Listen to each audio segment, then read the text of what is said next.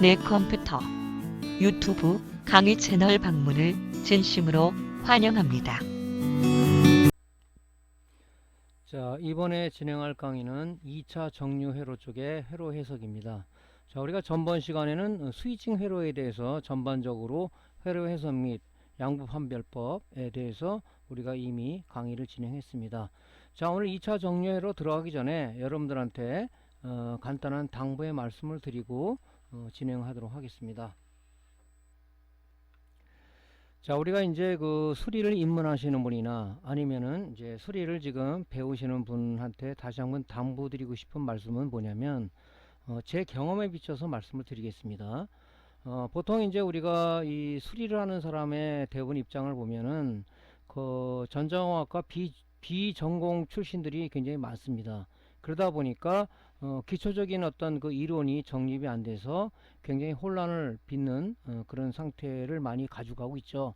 그래서 여러분들한테 이제 이 유튜브 강의하는 목적도 비전공자들이 많이 이 일을 하기 때문에, 또 입문을 하기 때문에 여러분들한테 기초 지식이 충분히 되지 않는다 그러면은 수리에 많은 어려움을 겪고 결론적으로 포기하는 사례가 많이 벌어지고 있다, 이런 말씀을 드리기 위해서 먼저 몇 마디를 드립니다.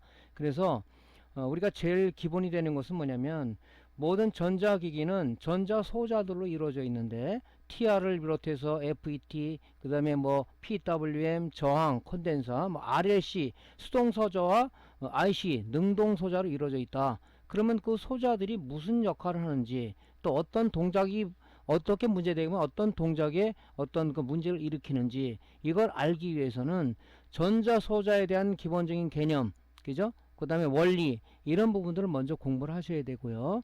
두 번째는 뭐냐면, 우리가 수리에 접근하기가 제일 좋은 게 뭐냐면, 우리가 여러 가지 전자기기가 있습니다. 뭐 노트북도 있고 TV도 있고 모니터도 있고 그 위에 뭐 다른 여러 가지가 있겠지만, 제일 접근하기 좋은 게 이제 우리가 모니터를 가지고 여러분들이 입문하시는 것을 권장을 드립니다. 저 사례도 그랬었고요. 왜 그러냐면은, 여러분이 데스크탑이라든가 노트북 메인보드를 딱 띄어서 보면은 여러분들이 먼저 기가 질리는 경우가 많이 있죠. 왜 그러냐면, 이 노트북 메인보드나 데스크탑 메인보드는 모든 회로들이 한 기판 안에 통합되어 있는, 쉽게 말해서 종합정보 시스템이다, 이렇게 볼 수가 있는 겁니다. 그렇기 때문에 여러분들이 손을 댈라 그러면은 전반적인 어떤 파트별의 동작 원리도 알아야 되고요. 뭐 우리가 쉽게 말해서 노트북 같은 거라든가 메인보드, 데스크탑 메인보드 같은 경우는 뭡니까?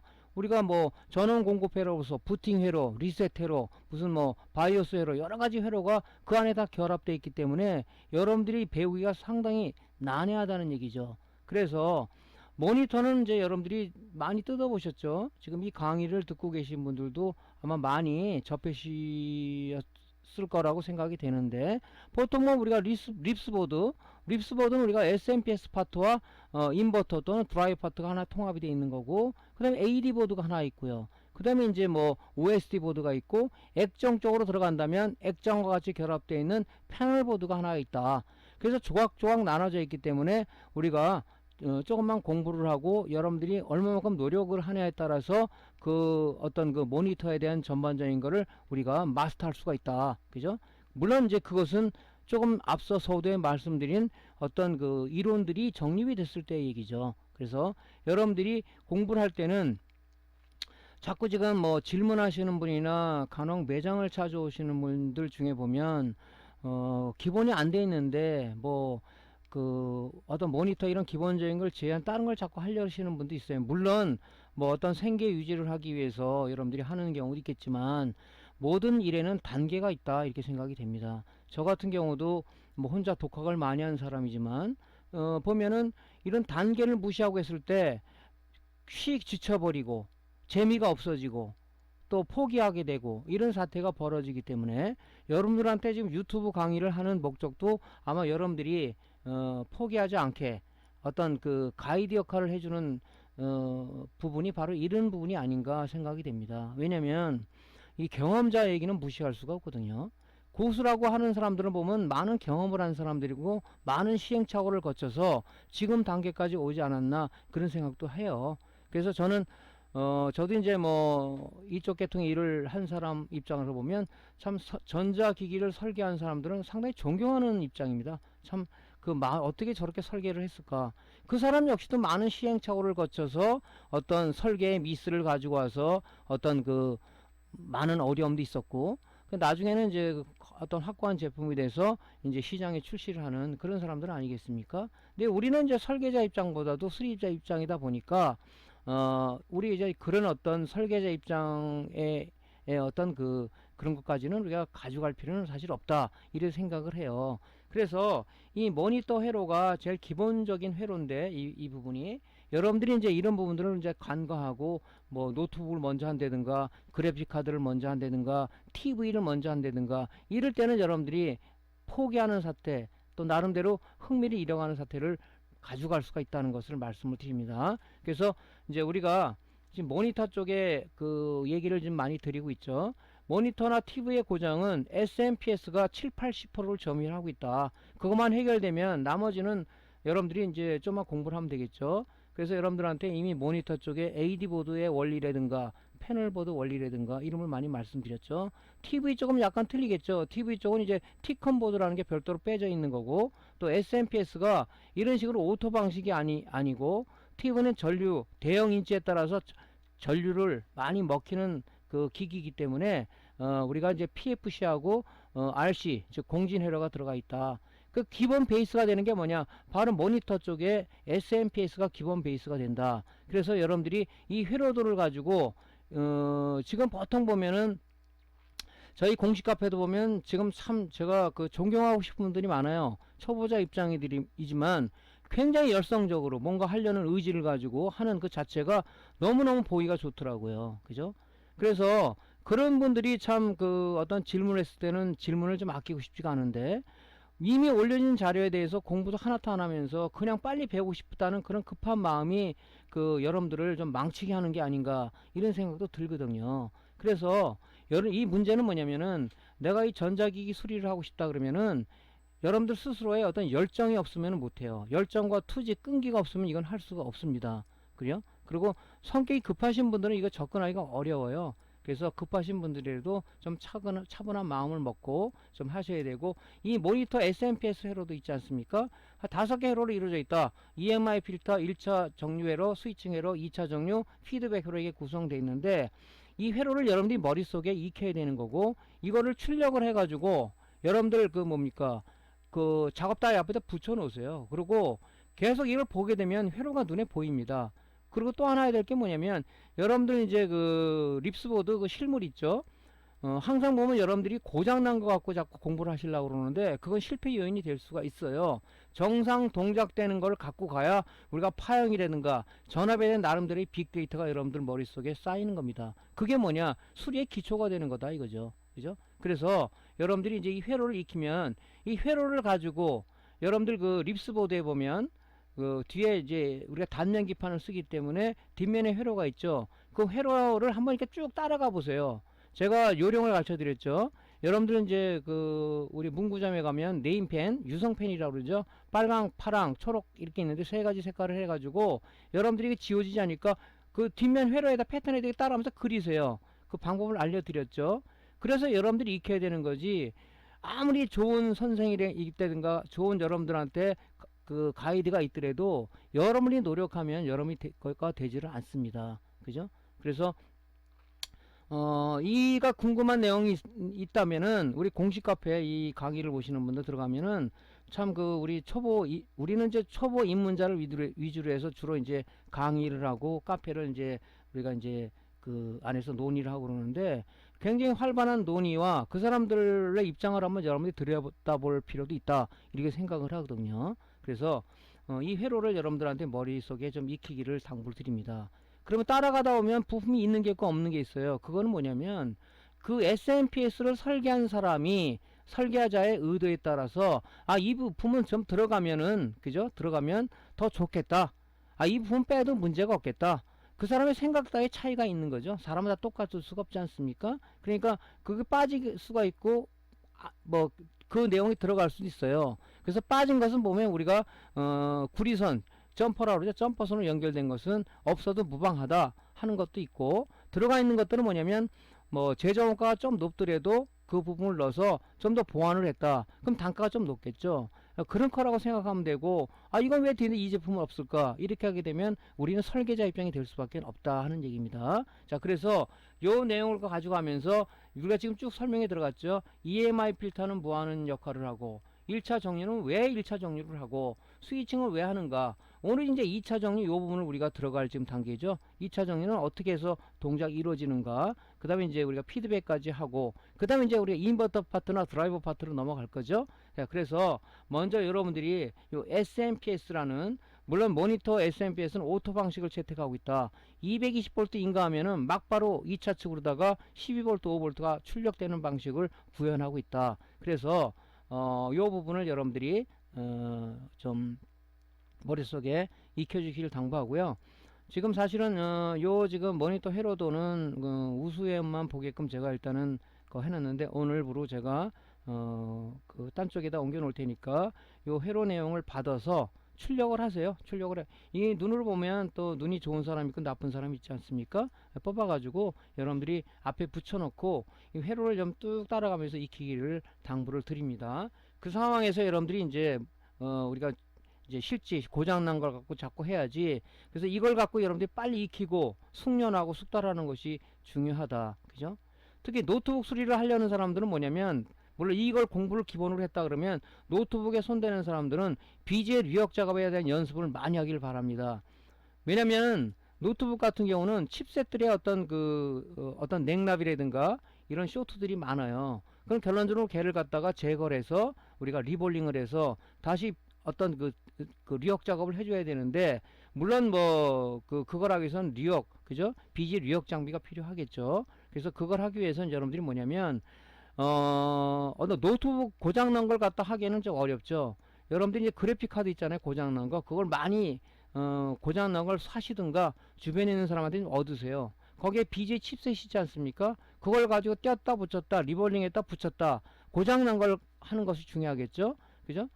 그래갖고 여러분들이 연습을 한 상황에서 내가 이게 정립됐다, 그럼 그때 노트북으로 공부하시길 부탁드립니다. BGA 리역이 노트북에선 제일 기본이다. 그죠? 뭐 제가 항상 그런 얘기는 하는데, 수리의 끝판왕이 BGA 작업이다. 그죠? BGA도 여러 가지가 있죠. 그죠? 메탈이 덮어씌운 BGA도 있고 일반 칩셋만 있는 것도 있고 많아요. 그런 부분들 여러분들이 하지 않으면은 노트북은 수리에 실패할 확률이 높다. 그죠? 그래서 뭐 리히팅을 하시는 분이 있는데, 리히팅 했을 때는 실패 확률이 높습니다. 왜냐면은 보통 열풍기나 이걸 가지고 리히팅 하시는 분도 있고, 또 아니면은 BJ 장비 가지고 하시는 분이 있는데, 이미 그 BJ 칩셋이 기판에서 냉담이 났다 그러면은 그 납은 이미 산화가 됐기 때문에 붙이더라도 오래 가지를 않아요. 그러니까 떼어가지고 새 볼납을, 그죠? 솔더볼을 붙여서 우리가 작업하는 것이 중요하다는 거죠. 그죠? 그게 리볼링 작업을 안 한다면 우리가 리볼링 되어 있는 칩셋을 구매를 하는데, 그 역시도 뭐냐, 기존 칩셋을 떼어내야 되잖아요. 그러니까 우리가 BGA 리얼 연습을 갖다가 그래픽 카드로 많이 하시길 바랍니다. 제가 이게 좀 이야기가 새끼를 좀 빠졌는데, 왜 그러냐면은 노트북을 자꾸 손대려고, 기초가 안 됐는데 손대려고 하시는 분들이 의외로 많더라고요. 뭐 그분 심정은 충분히 이해를 합니다. 제 경험담을 조금 곁들여서 말씀을 좀 드렸으니까 참조를 해 주셨으면 고맙겠다 하는 얘기를 드립니다. 자, 이제 2차 정류 회로에 대해서 말씀을 좀 드리겠습니다. 자, 2차 정류 회로는 우리가 지금 모니터 SMPS를 우리가 공부를 하고 있는 단계죠. 자, 모니터 쪽의 립스보드 중에서 우리 2차 정류는 왜 필요한 건가에 대한 정의를 먼저 내리고 강의를 진행하도록 하겠습니다. 트랜스 1차 측에 공급된 교류 신호에 의해 2차 측에 유도된 유도 기전력은 AC 형태의 신호기 때문에 최종 부하가 사용하기 위해서는 쇼트키 다이오드와 인덕터, 콘덴서로 구성된 필터링 회로를 통해 2차 정류를 하여 AD 보드에 필요한 5V와 인버터 또는 컨버터에 필요한 12V를 공급하기 위한 회로이다. 예, 이게 이제 우리가 2차 정류 회로의 문제입니다. 그러면 뭐 의문을 제기하시는 분도 있을 거예요.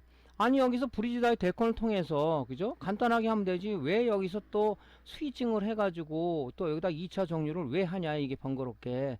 이건 SMPS를 이제 연구한 사람들이 입장에서 봤을 때는 어떻게 하면 효율이 높고 완벽한 어떤 정류를 할 수 있는 그걸 만들어낼까 하다가 만든 방식이 바로 스위칭 모드라는 그 방식을 발견한 거죠. 그죠?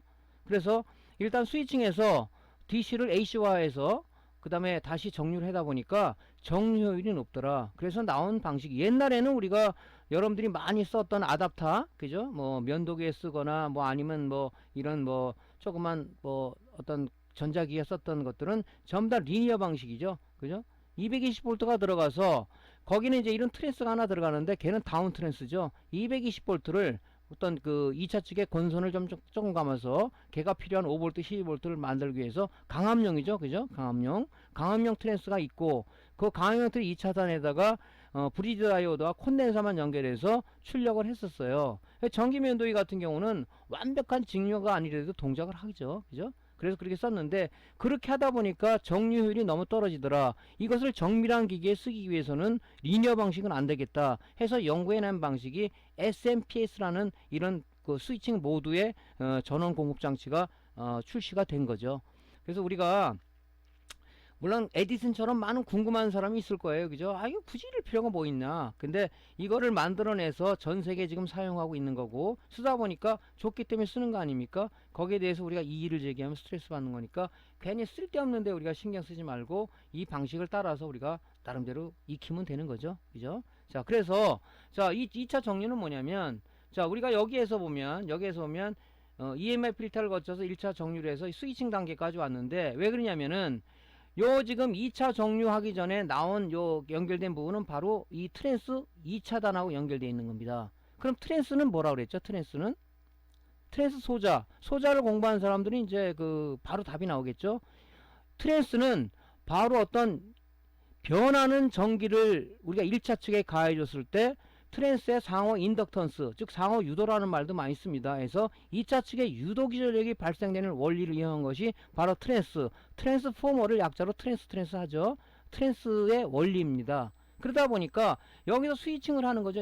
우리 앞전에 배웠죠. 스위칭 회로는 그죠? PWM과 FET가 공조해서 그죠? 바로 우리가 드레인에 걸려 있는 310V를 PWM에서 온오프기죠. 온타임과 오프타임에 그 듀티 사이클을 제공함으로써 우리가 뭡니까? DC를 스위치를 껐다 켰다 하니까 바로 DC가 직류가 교류 형태 신호로 바뀌더라 하는 것이 스위칭의 원리 아니겠습니까? 스위칭의 원리. 그래서 그걸 갖다가 2차 측에 공급을 해주려다 보니까 직류를 공급해주면 트랜스는 유도 기전이 발생이 안 되다 보니까 여기다가 변하는 전류 걸어줘야 되다. 그게 스위칭에서 넘어오는 신호예요. 1차 측에 걸어주니까 트랜스의 원리에 따라서 상호 인덕턴스 2차 측 유도 기전이 발생되는데 우리가 2차 측에는 뭡니까? AD보드에 필요한 5V하고 그죠? 우리가 이제 CCF 백라이트가 형광등 방식을 이거 인버터라고 그러죠. 그 다음에 LED 백라이트가 우리가 방식이 있는데 걔 공급해주는 전원 공급 장치가 컨버터 또는 드라이버라고 얘기하는 거죠. 거기 12V를 공급해주기 위해서 가면 권선수가 틀리겠죠. 12V가 나오는 2차 권선은 좀 많을 거고 AD 보드로 넘어가는 권선수 5V는 권선이 좀 작을 겁니다. 그죠? 권선비에 비례하다 보니까 전압이. 그래서 이렇게 해서 넘겨주는 거죠. 넘겨온 이 신호, 2차 측에 넘겨온 이 신호는 뭡니까? 교류 형태의 신호죠. 교류 형태의 신호. 자, 2차 측으로 넘어온 여기가 우리가 교류 형태의 신호라고 말씀드렸지 않습니까? 여기서 지금 넘어온 이게 이렇게 코일이 감겨져 있는 거죠. 이렇게. 이 넘어온 신호가 교류 형태이기 때문에 이걸 갖다가 우리가 최종 부하가 우리의 전자 소자들은 직류를 원하지 않습니까? 거기다가 공급해 줄 수가 없다는 얘기죠. 그렇기 때문에 결론적으로 뭐냐? 우리가 1차 정류하듯이 여기도 우리가 정류를 해서 최종 부하가 필요한 5V, 12V를 공급해 줘야겠다 해서 여기 정류 에러가 있는 거죠. 그죠? 넘어온 신호를 갖다가 우리가 뭡니까? 얘를 정류하기 위해서는 다이오드와 그죠? LC 필터를 통해서 우리가 넘겨준다. 그죠? 넘겨준다. 그게 이제 이 2차 정류의 원리죠. 여기서 회로해서 본다면 2차 정류에서 나온 신호가 이제 두 가지죠. 12V용하고 5V가 있다고 그랬죠. 자, 이 권선수가 감아져 있을 겁니다. 그러면 이 신호가 이렇게 들어와서 이렇게 정류를 하는 거죠. 이렇게 들어와 정류를 해가지고 어디가 들어갑니까? LC 필터를 통해서 12V로 가고, 이쪽 남은 건선수는 뭡니까? 쇼트키 다이오드하고 LC 필터를 통해서 바로 우리 5V로 간다. 그죠? 이게 이제 우리가 뭡니까? 이게 이제 그 2차 정류 회로의 회로죠. 그죠? 그래서 중심 소자는 이제 우리가 쇼트키 다이오드, 코일과 콘덴서다. 그죠? 근데 이제 여기서는 이제 쇼트키 다이오드는 여기 지금 우리 1차 때 쓰는 요 브리지 다이오드, 얘하고는 약간의 성격이 틀리죠. 우리 브리지 다이오드는 재질을 실리콘 재질을 썼는데 이 턴온 전압이 이거 0.6V 이상이죠. 그죠? 근데 2차 측에는 빨리 우리가 직류를 내다 보니까 우리가 여기는 이제 실리콘 재질의 다이오드를 쓸 수가 없는 거죠. 이 쇼트키 다이오드는 게르마늄 재질의 다이오드를 쓴 겁니다. 그래서 이 게르마늄 다이오드는 뭐냐면은 스위칭 속도가 상당히 빠르다. 그래서 앞에 패스트라는 그 데이터시를 찾아보면 이 패스트라는 앞에 단어 또는 울트라라는 그 단어가 붙어 있습니다. 그죠? 이 고속 정류기라는 거죠. 스위칭 속도를 빠르게 해가지고, 그죠? 2차 측에 빨리 전압을 빨리 만들어줘야 돼요. 스위칭 속도가 느린 것보다 빠른 게 좋겠죠. 그래서 여기서 이제 우리가 게르만 재질 쓴다. 뒤에서 이제 여러분들한테 제가 조금 말씀을 드릴 겁니다. 그래서 그런 부분을 여러분들이 좀 이해하고 있으면 좋겠다 하는 내용을 말씀을 좀 드렸어요. 그러니까 앞단에 제가 말씀드렸지만 그 회로도에 대해서 여러분들 익히라고 그랬잖아요. 이 회로도를 좀 익히세요. 어떤 거는 지금 여기 5V 단하고 12V 단이 있는데 여기 지금 코일이 들어간 게 있고 안 들어간 게 있어요. 그죠? 하나만 들어가 있고 하나는 안 들어가 있는 것도 있고, 또 여기가 이제 또 어떤 직류 효율을 높이기 위해서 페라이트 비드라는 게 들어가 있죠. 비드. 걔는 뭡니까? 고주파를 차단하는 역할이죠. 그래서 한 번 더 걸러주는 고급 제품들은 들어가 있는데 대부분의 이제 모니터형 SMPS 쪽에서는 페라이트 비드가 안 들어가 있는 것이 많다. 그 앞에 여러분들이 이제 그 PCB 기판명에 보면 비드는 뭐 B라고 돼 있든가 또는 FB라고 돼 있든가 그게 페라이트 비드의 약자입니다. 약자를 써서 그거는 꼭 다이오드 모양처럼 생겼어요. 다이오드는 PCB 표기명이 D라고 그랬죠. 근데 페라이트 비드는 FB 또는 B라고 돼 있습니다. 그죠? 그걸 여러분들이 좀 아시면 될 것 같아요. 자, 그래서 이제 여기 그 지금 립스보드 저기 말단에 여기 그 커넥터가 있죠. 커넥터. 이 커넥터를 통해서 이제 그 AD 보드로 5V가 넘어가고 그러죠. 여기서 또 AD부터 신호가 들어오죠. 그럼 여기 커넥터에 보면 우리가 보통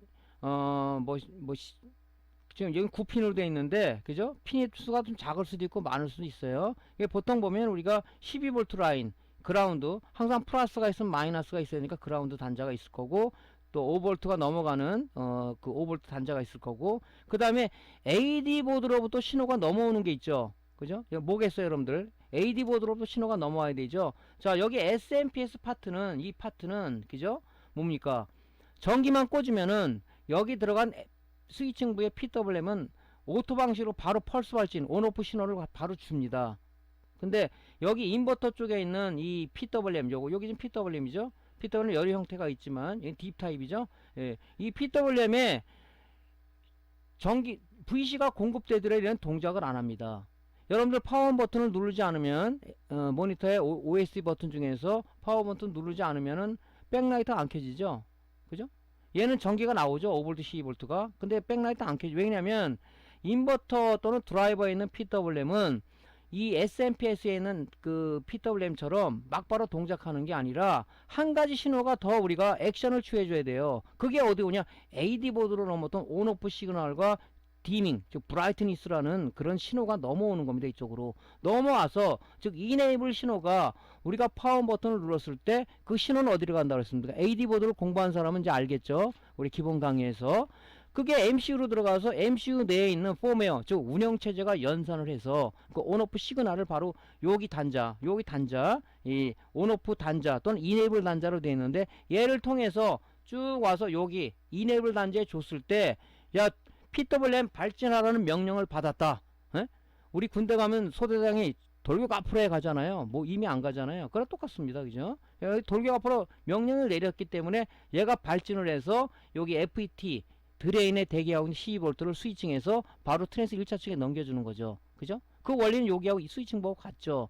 단지 여기 PW는 그렇지가 않다. 그래서 여기서 이제 온오프 시그널이 넘어와야 되고, 물론 뭐 모니터를 가지고, 모니터는 전원을 켜면 맥스 브라이트로 동작하죠. 최대 밝기로 동작하기 때문에 그거를 또 눌러서 어둡게 조정하는 사람들은 글쎄 제 기억에는 없는 것 같습니다. 왜 이게 어둡습니까 얘기는 많이 하는데 왜 이게 밝습니까 얘기하는 사람들은 없어요. 그래서 본인이 조정한다면 우리가 MCU를 컨트롤할 수 있는 방법은 OSC 버튼이 그래서 있는 거죠. 리모컨이나 걔를 통해서 밝기 조정했을 때 바로 그 신호가 어디로 들어오냐, 요 단자, 여기 디밍 단자라고, 또는 디밍 또는 뭐 브라이트닝 쓰게 되어 있는 게 있는데, 요 디밍 단자를 통해서 어디로 들어가요? 이 PWM으로 들어가는 거예요. PWM 들어가서, 그죠? 이 넘어온 신호를 갖다가, 그죠? 디밍 신호를 여기서 주파수를 좀 조정을 해가지고, 그죠? 이쪽으로 다 1차 측에 스위칭해서 넘겨주는 그 역할을 하는 거죠. 그죠? 그래서 이 신호가 이제 넘어오는 신호는 두 가지가 있다. 그래서 백라이트가 단독으로 안 켜진다 그러면 뭡니까? 온오프 시그널을 안 주니까 얘가 안 켜지는 거예요. 이걸 수리하고 나서 220V 넣는데 그 여기다 백라이트를 연결했어요. 여기 안 들어오지? 그걸 이 원리를 몰라서 그렇죠. 그죠? 그래서 우리가 강제로 넣는 방법이 또 있겠죠. 여기서 그건 뒤에 설명을 드리겠습니다. 그래서 요 디밍 신호하고 온오프 시그널이 AD 보드로부터 넘어오는 신호다. 여기서 말씀을 드릴게요. 트랜스 자, 여기서 또 보면 우리가 이제 알 수 있는 부분들이 뭐냐면은 이제 사실은 그래요. 이 전자기기들이 보면 대부분이 우리가 동작 원리를 알고, 그죠? 측정해서 안 나온다 그러면 사실 소재 양부 판별이 제일 중요하죠. 그래서 어떤 문제가 있는가? 그러면 이제 2차 정류 회로를 구성하고 있는 이제 그런 것들에 대해서 우리가 이제 뭡니까? 양부 판별을 해야 되겠죠. 그게 제일 중요하잖아요. 그죠? 그래서 여러분들이 어떤 방법을 써서 양부 측정을 하겠냐, 이미 많은 얘기를 했지만 우리가 보통 이제 양부 측정을 하는 것은 탈거 상태에서 해야 되는 경우 있고 실장 상태에서 해도 무방한 것이 있어요. 그죠? 근데 우리가 쇼트키 다이오드는 실장 상태에서도 무방하다, 그런 얘기를 드립니다. 실장 상태에서도 관계는 없어요, 얘는. 자, 그러면은 어떡하냐?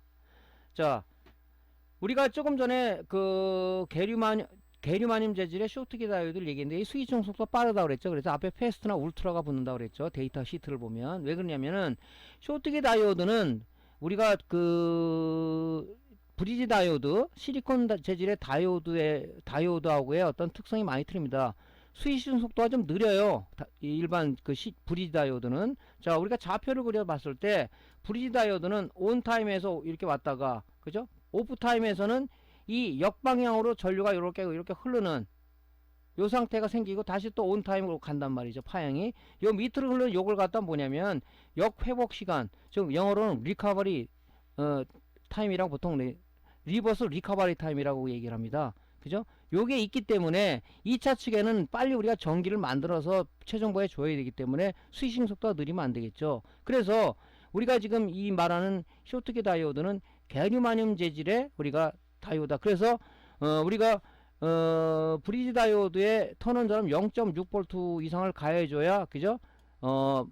에노드에서 캐소드로 흐른다고 그랬죠. 왜냐면 이 다이오드는 P형과 N형을 접합을 했다고 그랬죠. P형과 N형을 접합을 했다고 그랬어요. 그러면 이 접합 부부에는 전기가 통하지 않은 절연 영역, 쉽게 말해서 우리가 잘 쓰는 용어는 공핍층이라고 얘기하죠.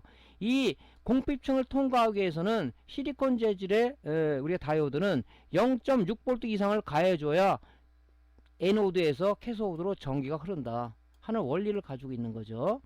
그죠? 그러니까 턴온 전압이 높죠.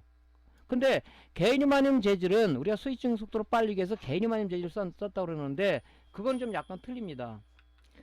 그래서 게르마늄 재질은 여기 요 부분에 리버스 리커버리 타임, 역회복 시간을 갖다가 우리가 없앤 특성을 가지고 있는 게 이제 우리가 쇼트키 다이오드의 특성입니다. 그러니까 이 리버스 온타임과 오프타임에서 이 역방향 흐르는 전기 그 없애버린, 그죠? 없애버리다 보니까 스위칭 속도 빠르겠죠. 실리콘에 비해서. 그래서 이걸 쓰는 겁니다. 그래서 얘는 턴온 전압이 0.3V 이상만 가해주면은 바로 뭡니까? 에노드에서 캐소드를 흐른다. 즉 전이장벽, 그죠? 공핍층을 뛰어넘는 그 턴온 전압이 0.3V 이상이다. 그러니까 스위칭 속 빠르죠. 그죠? 예. 그래서 요걸 쓰는 겁니다. 자, 측정을 어떻게 하냐면은요. 실장 상태에서는 우리가 어떤 사람은 그래요. 실장 상태에서 했는데 전압이 좀 틀리게 많이 이 제품은 저 틀리게 나오네요. 그건 뭐냐면 이 회로를 구성한 설계자가 다 틀리잖아요. 그러다 보니까 모든 이 회로들이 쇼트기 다에 연결이 돼 있단 말이죠. 회로 구성이 틀리다 보니까 어떤 사람 어떤 제품과 또 다른 제품은 전압이 약간 틀리게 나올 수 있는데 제일 중요한 관점은 뭐냐, 0V가 측정이 되면 이게 쇼트다. 그죠? 쇼트는 안 되잖아요. 그죠?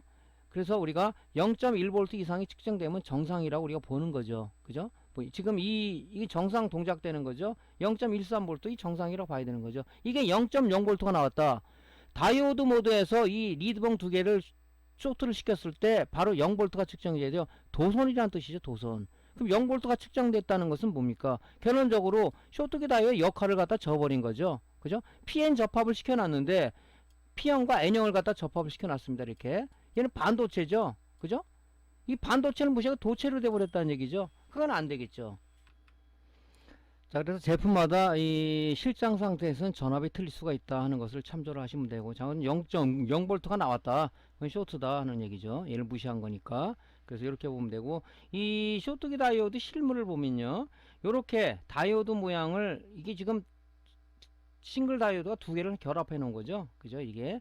요렇게 된 거 쓰는 게 있고, 그냥 하나로 되는 싱글 쇼트기 다이오드 쓰는 것도 있어요. 제품에 따라서.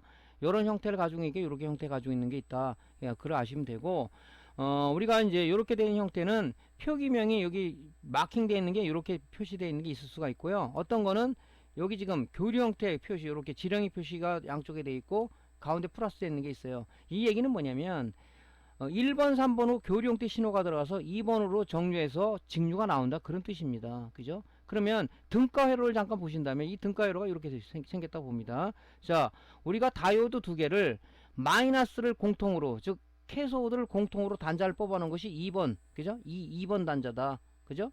그 다음에 뭡니까? 1번과 3번은 에노드. 이게 플러스 방향이죠? 플러스 방향. 여기가 마이너스 방향입니다. 그러니까 여러분들이 FET 우리 양부 판별할 때도 심볼을 잘 봐란 게 뭐냐면, N채널 FET는 뭡니까? 소스 방향이 안으로 들어가죠. 그러니까 결론적으로 뭐냐, 화살표가 안으로 돼 있다는 얘기는 소스에서 드레인을 흐른다. 그죠?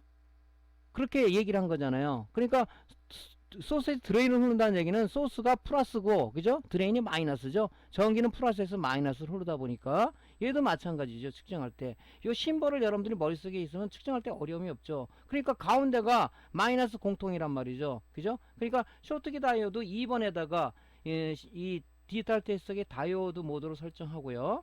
자, 2번 단자에다가 흑색 프로브를 댔어요. 그죠?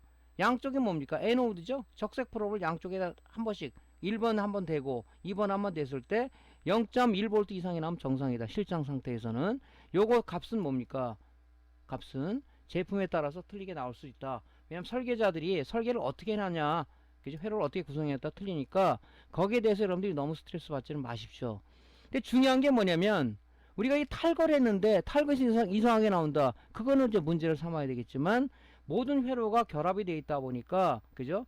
지금 이 소프트기 다이오드는 이 콘덴사도 연결되어 있고 저항도 연결되어 있고 뭐 코일도 연결되다 보니까 이 측정 상태에서 어떤 문제가 될 수도 있어요. 그죠? 그러니까 그런 걸 갖다가 너무 뭐 틀리게 나온다 해서 하지 말고, 하여튼 제일 중요한 관점은 뭐냐, 제 눈에 0.0V가 나왔다. 이것은 도선으로 작동했다. 즉 우리가 반도체의 어떤 그 성질을 무시한 거다. 그냥 도체다. 그러니까 우리가 동작이 안 된다. 이렇게 머릿속에 생각하시면 좋을 것 같습니다.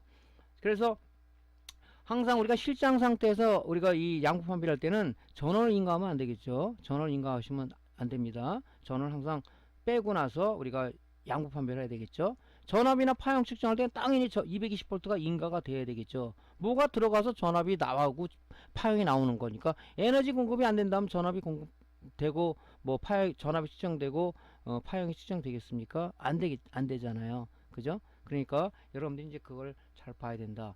자, 여기서 이렇게 보시면요, 회로를 여러분들이 쭉 따라가세요. 이렇게 쭉 따라가다 보면 여러분들이 눈에 좀 보이는 게 있는데, 여기 보면 이런 것들이 제가 한번 회로를 이렇게 그려봤어요. 이렇게.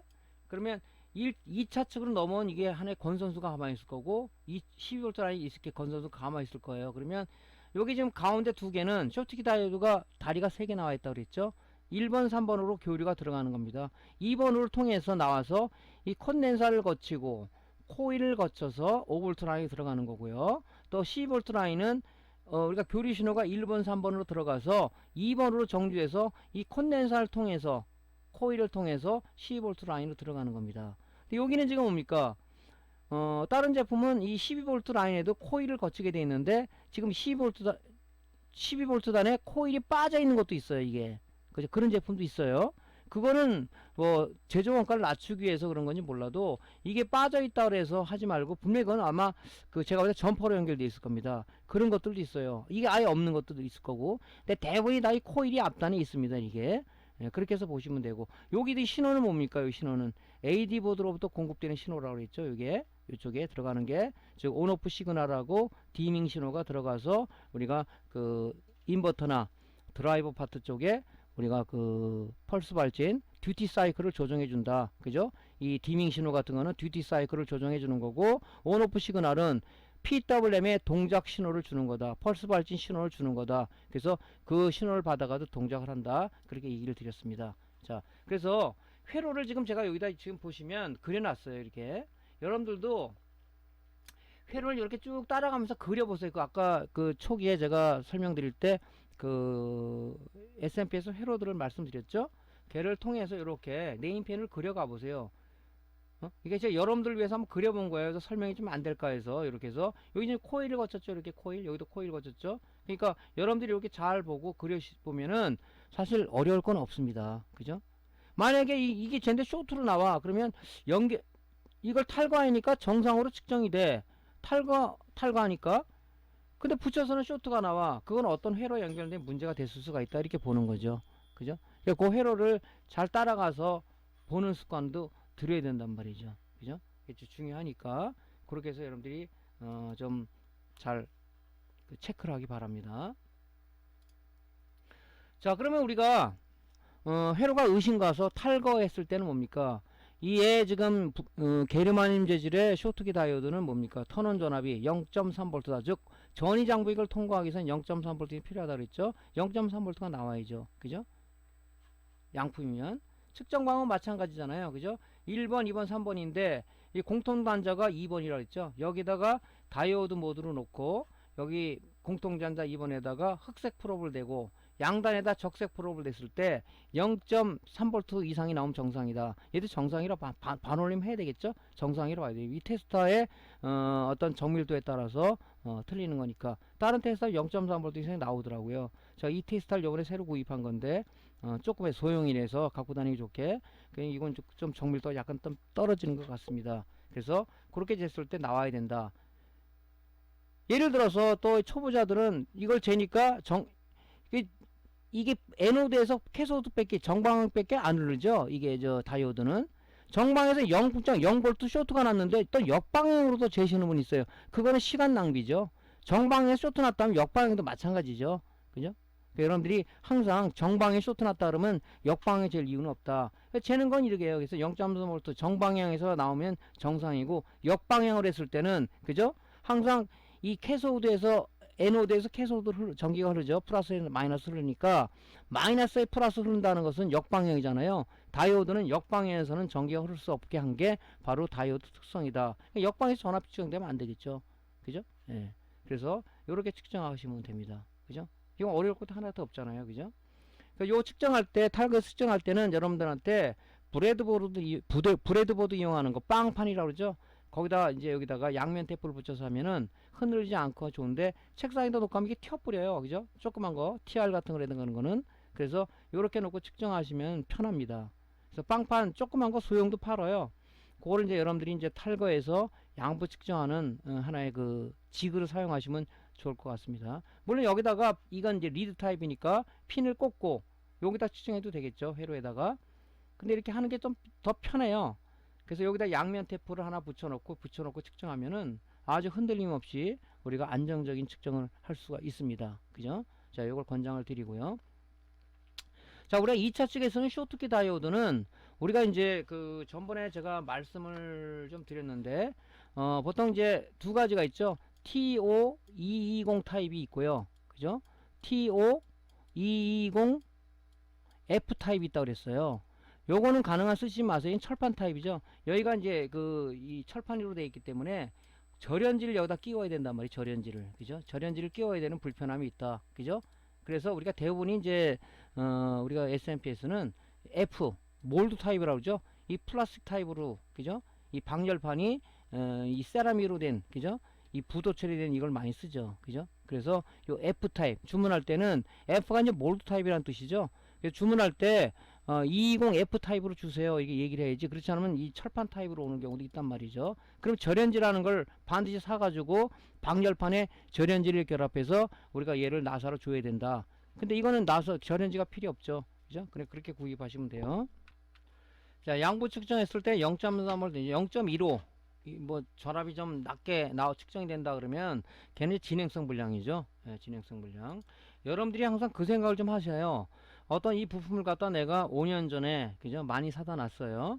그래서 이런 부품들은 여러분들이 많이 사놓은 것을 권장을 안 드립니다. 왜냐면 얘도 안에 반도체 이런 소자리 이루어졌기 때문에 오래되면 용량 감퇴가 됩니다. 그죠? 그러니까 우리가 5년 뭐 산지가 8년 뭐 10년 됐다 그러면 그런 것들은 용량 감퇴가 기본적으로 먹고 들어가요. 그죠? 안 쓰더라도 제가 전번에 한번 얘기했죠. 콘덴서를 제가 한 1000개 이상을 사놓은 게 있는데 그죠? 좀 유명 브랜드 걸 샀어요. 거기에 한 5년이 뭐야? 한 8년 정도 됐나? 그래 모르겠는데 다 터져 있더라고요. 사용도 안 했는데. 그게 왜 그러냐면 이 사용을 안 해더라도 용량 감퇴라는 게 되거든요. 여러분들이 그런 걸 고려해서 부품을 구입할 때 너무 많이 자주 사용하는 건 많이 구입해야 되겠지만은 그렇지 않은 것들은 많이 구입할 필요는 없다 이렇게 생각합니다. 자 그래서 이게 0.3V가 되는데 이 뭐 0.15V 뭐 그 밑으로 떨어졌다 그러면 그건 용량 감퇴로 보고 여러분들이 폐기하시는 게 좋겠죠. 예, 탈거 상태에서를 말씀드리는 겁니다. 자 우리가 항상 하는 얘기지만 초보자들은 이 데이터 시트를 좀 찾아보세요. 데이터 시트 안에 답이 있다고 여러분들이 많은 말씀 드렸습니다. 이게 영문으로 되어 있는데 요즘 이제 파파고라든가 뭐 저는 이제 구글 검색기보다는 파파고를 많이 쓰는데 네이버에서 개발한 이제 파파고라는 번역기가 있죠. 언어 번역기. 걔를 통해서 번역하면 나와요. 근데 사실 우리가 속속들이 깊게 알 필요는 없어요. 제가 항상 하는 얘기가 뭐다? 우리는 설계자 입장이 아니다. 수리자 입장이다 보니까 어느 정도 핀맵이 어떤 역할, 이 핀맵이 무슨 역할을 하는 거냐 정도는 알면 되지. 어떻게 계산해서 나오고 이런 거는 우리가 이제 대학교 전자공학과를 가면 컴퓨터공학과 이런 데를 가게 되면 그게 이제 출력이 계산 어떻게 나오냐, 뭐 TR의 증폭도라든가 이런 걸 다 계산해 나오는. 그 설계하는 사람한테 필요한 거지 수리자가 그거 필요하겠어요? 제가 여러분들한테 그 논리적으로 우리 설명해 드릴 수 있습니다. 여러분들은 아마 이 강의 안 듣고 닫아버릴 겁니다. 그죠? 설계자 입장이 아니기 때문에 그래요. 근데 설계라는 사람들은 그죠?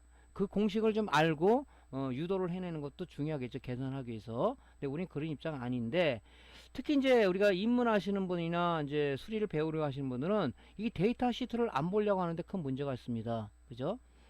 물론 뭐 제 일례 하나 들어서 그 얼마 전에 우리 그 공식 카페에 어떤 분이 들어와서 상당히 그 많은 논란을 좀 일으킨 분도 있긴 한데 아는 방법을 좀 더 이렇게 공개하는 부분이 방법론이 사람은 살아가면서 제일 중요한 거 뭐냐, 아하고 어라는 말은 틀려요. 방법론이 필요해요. 방법론을 갖고 그 사람을 기분 좋게 할 수도 있고 기분 나쁘게 할 수도 있습니다. 근데 그분 한 얘기가 틀린 얘기는 아니에요. 데이터 시트를 보고 안에 있는 내용을 잘 여러분들이 봐라. 그 안에 답이 있다. 제가 한 얘기와 똑같은 얘기를 하는데 아마 우리 카페 회원들이 화가 난 이유는 좀 우리가 사실 그래요. 이 수리 세계라는 게 기술 세계가 많이 닫혀 있는 건 사실입니다. 안 알려주려고 그러고 저도 지금 바쁜 시간인데 시간 내서 이 동영상을 지금 촬영을 하고 편집하고 이게 시간이 너무 많이 걸려요.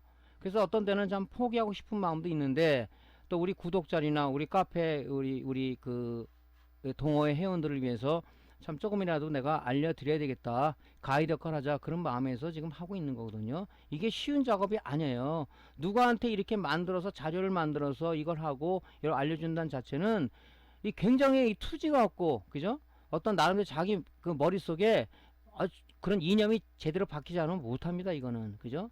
어떤 사람은 그런 얘기를 하더라고요. 당신 유튜브 수익 얻으려고 하는 거냐? 물론 그걸 우리가 그 배제를 할 수는 없습니다. 하지만 순수한 목적이 더 많다는 것을 여러분들이 알아주셨으면 좀 좋겠고요. 그분 얘기처럼 여러분들이 이게 영어로 돼 있으니까 일단 거부반응이 옵니다. 그죠? 거부반응이. 근데 그 번역기를 통해서 여러분들이 하다 보면요.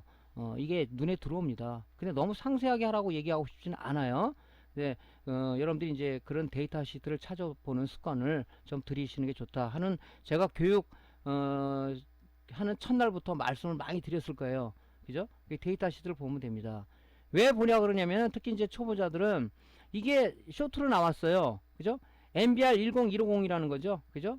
여기 앞에가 앞에가 이게 암페하고 뒤가 이제 볼트를 나타내는 그런 의미를 갖는데 그렇지 않은 경우도 있단 말이죠. 그래요? 얘는 이제 뭡니까? 10516이라는 그 쇼트키 다이오드는 10V, 60V, 10V짜리 그 쇼트키 다이오드예요.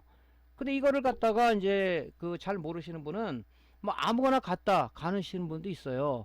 물론 설계자가 이 설계를 할 때는 그 회로에 견딜 수 있게 좀 높게 설정하는 경우가 많이 있습니다. 그죠? 근데 우연찮게 이거보다 낮은 거에도 잘 돌아가네. 그거는 우연의 일치는 모르겠지만 하여튼 설계자가 해놓은 그 부품 소자들은 고장이 났을 때 그 범위 얘는 지금 10V 60V 10A 짜리잖아요. 그걸 지켜주는 게 좋죠. 근데 MBR 10150이란 없었다. 대체품을 쓸 때도 데이터 시트를 검색을 해서 60V 10A를 써주는 것이 설계자 의도를 갖다 우리가 무시 안 하는, 그죠? 수리자 입장에서는 그런 길이라는 거죠. 그래서 데이터 시트를 좀 잘 찾아보시고 여러분들이 하시는 게 좋다. 좀 최소한도 수리 배우는 사람은 데이터 시트 검색을 해서 하나의 그 여러분들 번역해서 여러분들이 그 하는 것도 기본적인 우리가 해야 될 기본적인 사항이다 하는 것을 말씀드려요. 그래서 이 데이터 시트는 내가 교육할 때마다 많이 말씀드리죠. 거기에 답이 있다 그런 얘기를 드리는데 여러분들 하여튼 그런 것들 남이 하는 얘기는 좀 전부 다 부정만 하지 마시고, 그죠? 좋은 긍정적인 마인드로다가 받아들여서 제일 중요한 건 뭐겠습니까? 제가 여기서 목에 핏대를 세워서 얘기를 해드려도 여러분들 것을 만들지 않나면 일종의 뭐냐 탁상공론에 불과하다는 것을 좀 말씀드리고 싶어요. 예. 자, 그래서 데이터 시트는 잘 찾아보셔라 하는 얘기를 드립니다. 자, 그럼 지금 이제 측정하는 방법을 얘기해 줬죠. 동영상으로 한번 다시 리뷰를 한번 해보겠습니다. 자, 디지털 테스터의 다이오드 모드를 놓고요. 물론 전원을 인가하시면 안 되겠죠. 자, 쇼트키 다이오드의 심벌을 연상하면서, 자, 가운데가 우리가 캐소드, 즉 마이너스 공통이죠. 자, 양단에 우리가 됐을 때 얘는 또 0.3V가 나오네요. 그죠? 회로에 따라서 틀려요. 이게 측정이 실장 상태에서는. 자, 얘를 한번 측정해 보겠습니다. 5V단. 얘는 좀 작게 나오죠. 예. 이런 식으로 측정해 보시면은 됩니다. 자, 탈거 상태에서, 자, 이건 이제 여러분들 브레드보드 빵판을 이용해서 양면 대부분 편하다고 그랬죠. 이렇게 재면 0.3V가 나왔으니 정상이라고 봐야 되겠죠.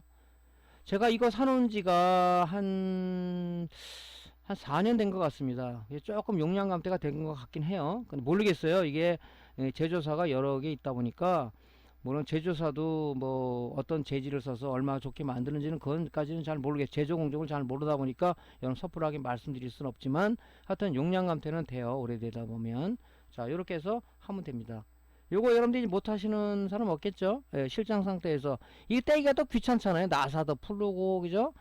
그래서 귀찮으면은 우리가 실장 상태에서 해보고, 다시 한번 말씀드리면 실장 상태에서 쇼트 난 걸로 나와요. 떼니까 탈거해서 하니까 정상이다 그러면 그 연관된 회로를 우리가 뒤지는 연습도 많이 해야 된다. 그죠? 연관된 회로 앞단해서 뭐가 얘 영향을 미쳤기 때문에 쇼트로 나오는 거 아니겠습니까? 그러면 그걸 뒤지는 것도 여러분들이 이제 그 노력이겠죠, 그런 것도. 자, 그 다음에 이제 뭡니까? 이 전해 콘덴사죠. 얘는 여러분들 많이 아마 그 봤을 거예요. 이게 단골 메뉴죠. 단골 메뉴. 왜 이게 전해 콘덴사가 많이 문제가 되냐면은, 사실은 우리가 전해 콘덴사는 안에 이제 전해질이라고 하죠. 전해질이 액체 형태가 있고 고체 형태가 있어요. 근데 고체 형태로 되는 그 콘덴사를 우리가 솔리드 콘덴사 또는 로우 ESR 콘덴사라고 표현을 하는데 단가가 좀 비싸죠. 그래서 이런 이제 우리가 저기 TV SMPS라든가 아니면은 모니터 SMPS 같은 경우는 거의 액체 전해질 유전체가 액체 전해질로 되어 있는 그런 전해 콘덴서를 많이 씁니다. 이 쓰다 보니까 뭡니까? 이 고체 형태의 콘덴서보다 액체 형태의 콘덴서가 많이 그 수명이 낮더라 하는 겁니다. 이 제조원 걸 낮추려다 보니까 이렇게 쓰는 거죠. 근데 이제 우리가 TV라든가 아니면은 이제 모니터 AD 보드 같은 경우는 우리가 솔리드 콘덴서, 로우 ESR 콘덴서 쓴 것들이 많아요. 왜냐면 AD 보드는 SMPS에 비해서 정밀한 영상에 갖다 움직이는 거다 보니까 좀 더 그런 고가 제품을 쓴 것도 있습니다. 그죠? 특히 우리 어떻게 구분하시냐면은 여러분들이 데스크탑 메인보드를 보면 저가와 고가를 구분하는 것은 딱 봤을 때 다 전해 콘덴서가 채워졌다. 걔는 저가 보드예요. 좀 가격이 있는 것은 전부 다 솔리드 콘덴서, 그죠? 또는 여러분들은 쉽게 말하는 알루미늄 캔 콘덴서로 있는데 괴로 많이 채워져 있습니다. 그죠? 그런 것들은 가격이 좀 있는 것들이에요.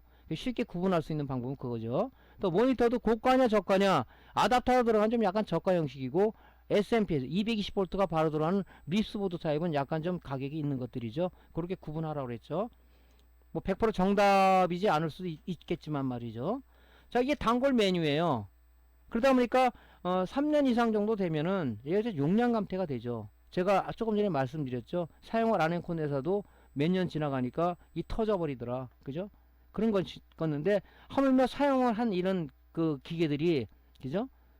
영구적인지 않지 않습니까? 그래서 이 전해 콘덴서는 3년 이상 되면 용량 감퇴가 먹고 들어간다. 그죠? 그게 단골 메뉴죠. 그래서 주로 우리 소비자가 봤을 때는 이렇게 불룩 튀어나온 거, 뭐 어떤 사람은 임신했다는 얘기를 또 쓰더라고요. 좀 거북한 얘기를 쓰시는데, 이렇게 불룩 튀어나온 거, 그 이제 안에 뭐냐면 이 전액이 이 가스가 생기다 보니까 압력이 생겨서 이게 불룩 튀어나오는 거죠. 그죠?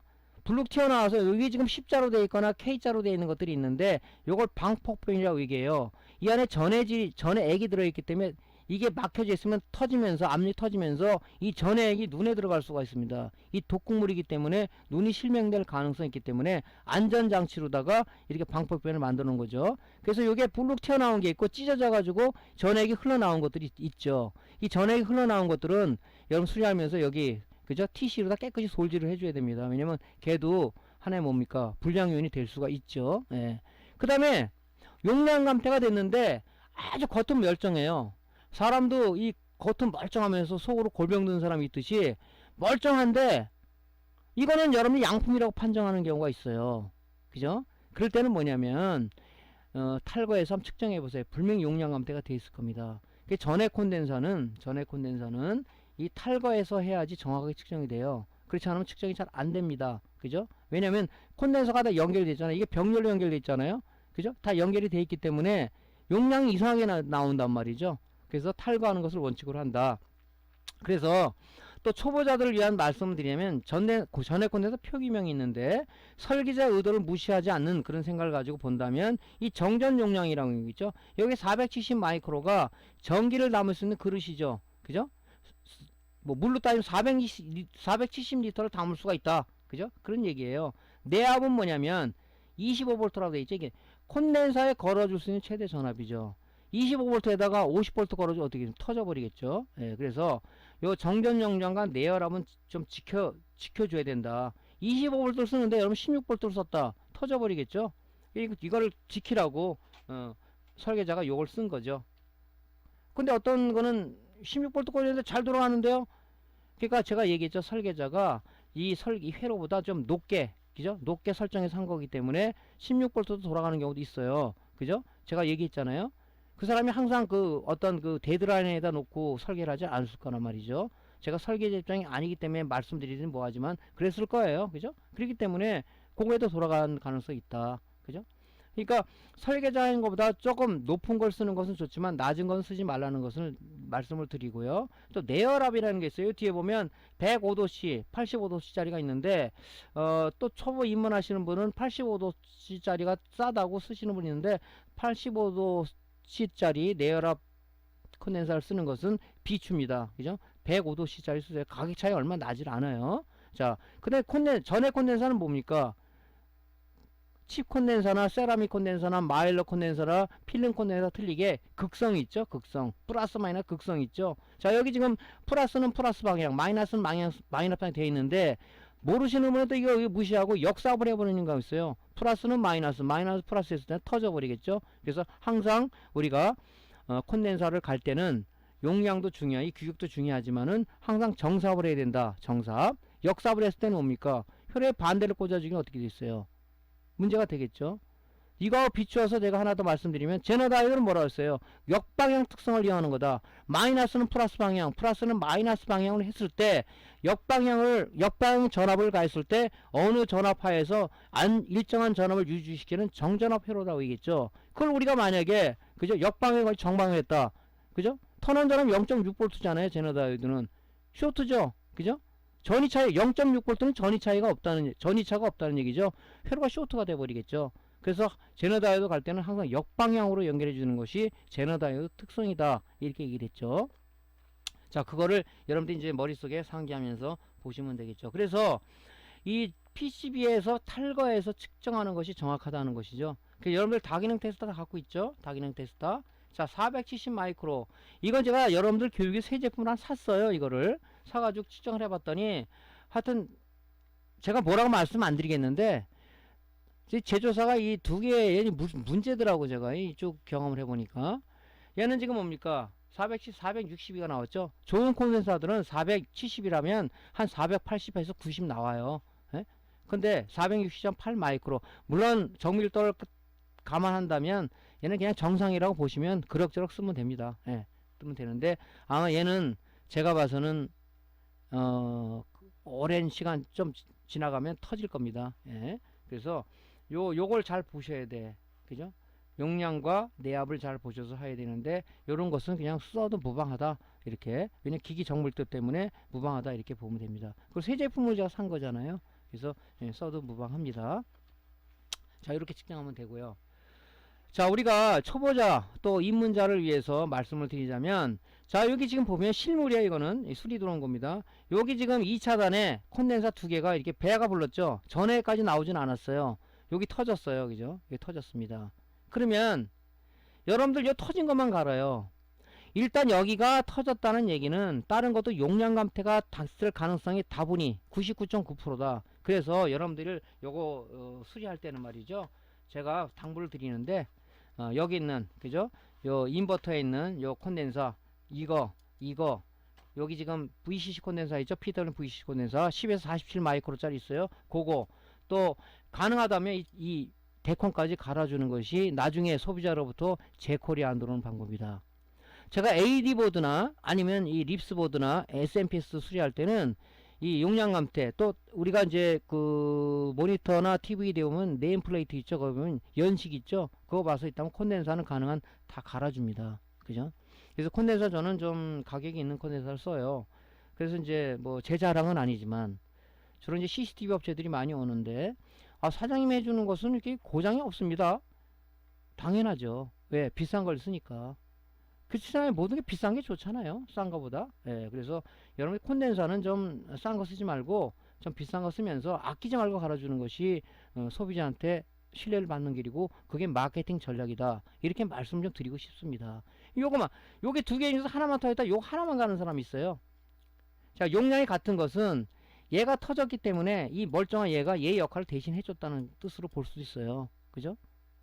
두 사람이 같이 힘을 줘서 하나가 터졌어. 그럼 한 사람이 큰 어떤 걸 끌어야 되는데, 그죠? 짐을 끌어야 되는데 얘도 많이 지쳤을 거 아닙니까? 얘도 갈아줘야죠.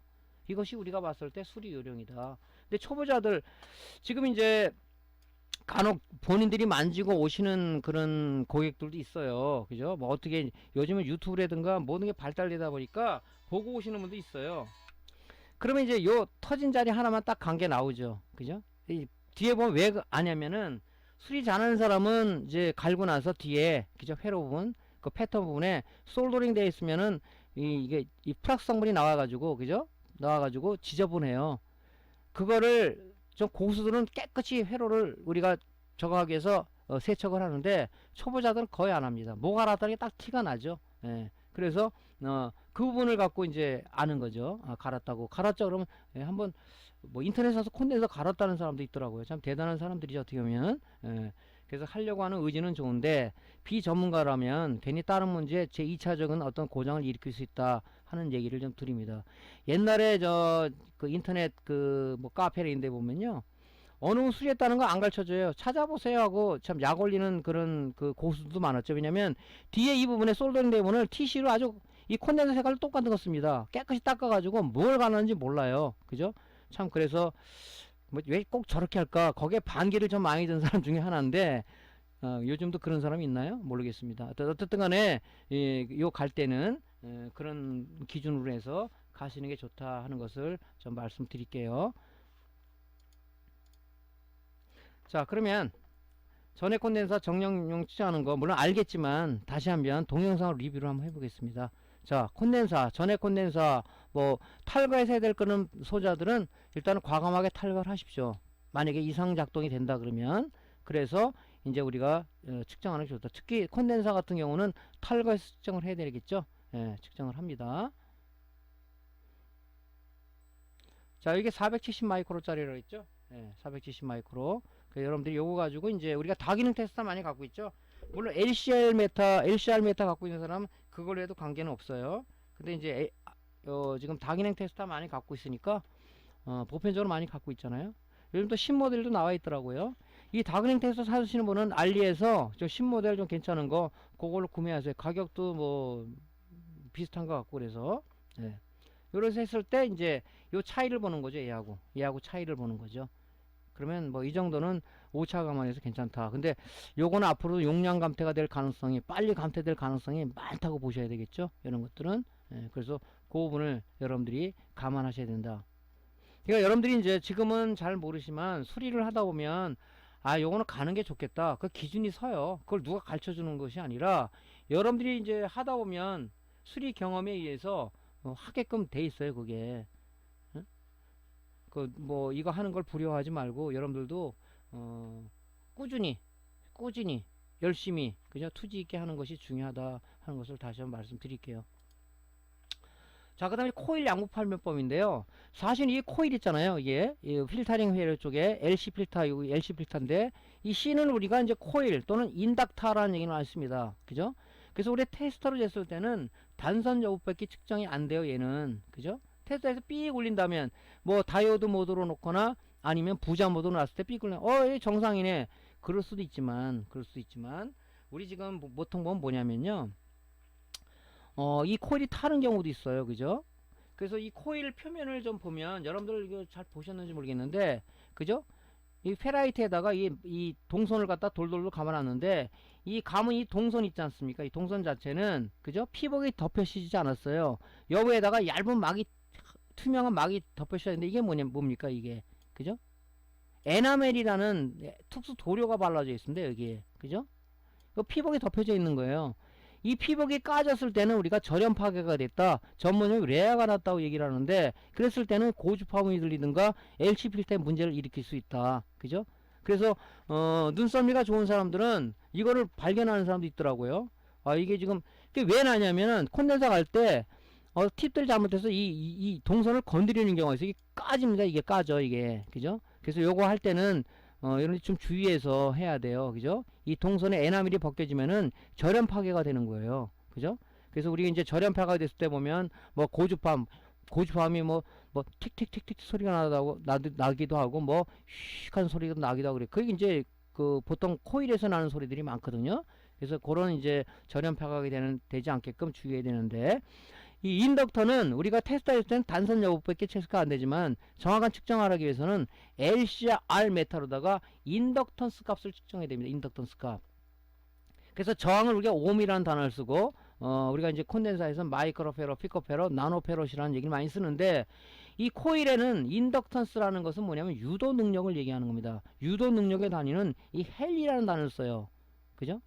그래서 헬리 단위는 너무 높기 때문에 우리 콘덴서도 페럿이라는 것은 너무 큰 단위이기 때문에 마이크로페로, 피코페로, 나노페로를 쓰는 거고 이 코일의 인덕턴스 값도 헬리는 너무 높기 때문에 마이크로 헬리, 미리 헬리라는 단어를 쓰는 거죠. 그래서 이거는 테스터로 이 인덕턴스 값을 테스터는 측정할 수가 없어요. LCR 메타라는 이런 장비를 가지고 이 데스크탑 LCR 메타라든가 핸드형 LCR 메타를 측정할 수가 있는데, 정확한 측정을 위해서는 얘도 탈거를 해야 돼요. 그죠? 이게 다 회로가 붙어 있지 않습니까? 예, 이런 건 떠가지고 얘를 쟀을 때 얘가 1.099 마이크로 헬리가 나왔네. 그죠? 얘의 유도 능력이 이만큼 된다 하는 것을 표현해 준 거죠. 그러니까 여러분들이 단선 여부, 물론 이 코일이나 이런 트랜스들은 이렇게 잘 나가는 그 제품은 아니에요. 아닌데, 이제 뭡니까? 레아, 저렴 파괴가 되는 것이 문제다. 그죠? 하다 보면 이 TV 쳐가지고 이걸 깎아먹는다든가, 또 이걸 이 드라이버로 띄면서 이게 지금, 여기는 이렇게 이 비닐이 덮여 씌워져 있는데, 이런 게, 이걸 깎아먹어가지고 여기 까지는 경우가 있어요. 그죠? 그런 경우는 이제 여러분들이 잘 주의해서 해야 된다 하는 얘기를 드리죠. 그래서 코일은 인덕턴스 값을 측정할 때는 테스터는 안 된다. 그래서 여러분들한테 저가 장비인 요거 소개를 한번 해드렸죠. 예, 그래서 여러분들이 그거 가지고 이제 측정하시면 되겠습니다. 근데 이제 우리가 여기 동작 여부에 체크할 때 TSR로 이제 우리가 다이오드 모드로 놓고 측정해서 단선 여부만 측정하시면 되겠죠. 그죠? 단선 여부. 이 0V가 나오면 도선이잖아요. 그죠? 코일은 도선이지만 여기서는 뭡니까? 여기서 코일은 뭐예요? 쓰는 역할은. 그죠?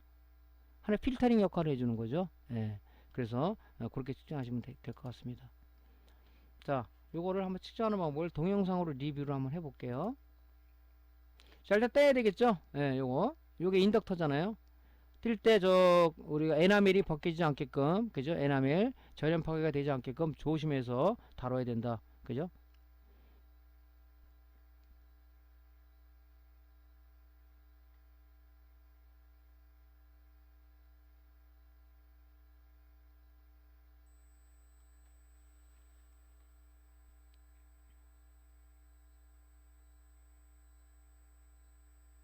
자, 이렇게 돼서 여기 지금 손상 안 되게끔, 에나멜 손상 안 되게끔 여러분들이 잘 하셔야 되겠죠? 예. 이게 잘못하면 까져요. 자, 전원 넣고요. LCR, 핸드형 LCR 메타죠? 자, L 모드로 우리가 설정을 하고요. 자, 프로브 악어 클립을, 그죠? 코일 양단에다 물리는 거죠? 예. 아주 측정이 간단하죠? 여러분들 탁상용 쓰다가 이거 쓰면 굉장히 쉬울 거예요. 탁상용 저도 있는데 잘 안 씁니다. 이거 갖고 쓰는데, 재면 바로 나오죠, 이렇게. 기계 차이면 정밀도 차이는 있어요. 그죠? 뭐 그걸 감안해서 정품이라고 정상이라고 봐야 되겠죠. 이 표기명이 없잖아요. 이거 어떻게 알아요?